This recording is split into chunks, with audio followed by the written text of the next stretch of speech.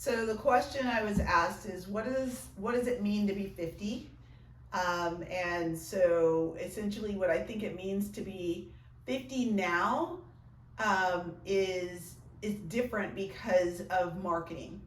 Marketing told us in the past that being after a certain age it was old, and so because of those different cultural ideas, the way people thought about it, they perceived people as being old. The perception was that they're old because they're after such an age. I think the back in the 60s is don't trust anyone over the age of 30.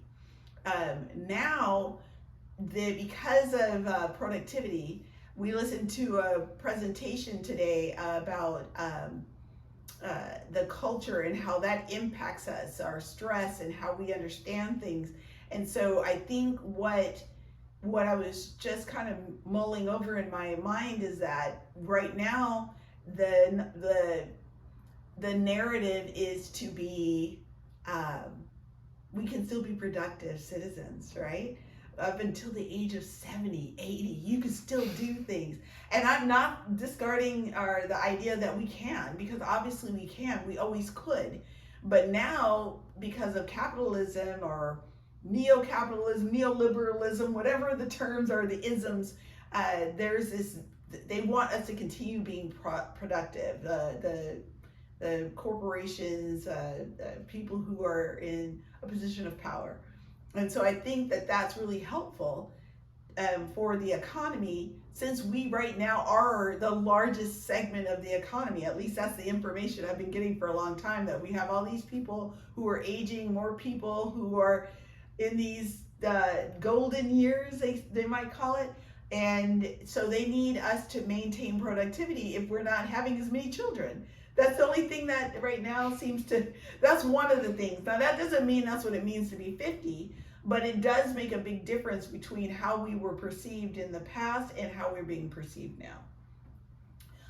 To me, to be 50 is one of the things I remember even in my 40s was that I did not feel older. I've always felt like I'm about 25 years old, and I don't know if that has anything to do with the development of the prefrontal cortex, where it just kind of whenever your brain's kind of stopped its ascension or whatever, to growth, its development, it reaches full potential, I guess, of development, then maybe that's the age you always feel from then on, because age is just something, it's something we've constructed, right? How many times you've gone around the moon or the sun, around the sun. So if that's the case, and I feel like I'm 25, but chronologically my body is giving me different messages, as long as you're only as old as you feel, right? As long as I continue to believe that, I'm operating from that 25-year-old version of myself cognitively in my mind, then I am that age. So the only difference too to me is once you get to a certain age, I remember in my 40s, I stopped caring how much people thought about me or what they thought about me.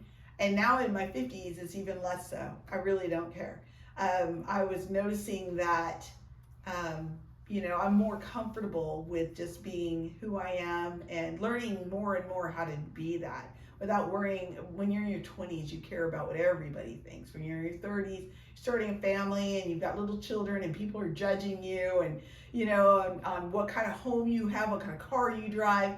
And then at some point, I think all of that just starts becoming like, what difference does it make? They don't pay my bills. I think being 50 to me, it means a lot of freedom. It means a lot of self-satisfaction, a sense of who I am. My identity is more secure. And so now I just basically do things because I'm thinking I just want to increase my own sense of self in the world as somebody at this age. So I imagine the 60s must be even better. The 70s must be even better, and the 80s and so forth. Because I've heard lots of stories of grandmas who are, they just say whatever they want and they don't care what anybody thinks. And I think that just continues to grow as you go on. Some people might say it's because cognitively you're not functioning as well as before. I think maybe, just like I told people about hormones, I think when women have hormonal things once a month, I call that truth serum. People say, oh, well, I kind of overreacted. That's truth serum to me. You reacted exactly how you wanted to react because it was appropriate for that moment. It might have come out a little more emotionally, but it was truth. Now that I'm into that area, the age of life where I don't have to worry about those monthly visitors, um, I feel like that again is another release, another passage, and I'm pretty excited about it. Like all the changes, all of them.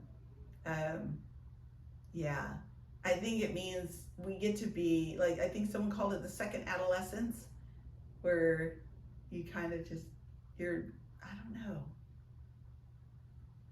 I'm just grateful for it. I'm really grateful. The longer I live, the more and that I learn about people. I think you have a lot more patience and grace for people when you get older, unless you're a crotchety. but I mean, in the long run, as long as you're not experiencing a great deal of pain or a lot of sadness or trauma or things, that if you've been able to process things well, live well, eat well, just stay active, then I think you can keep a great perspective from 50s on.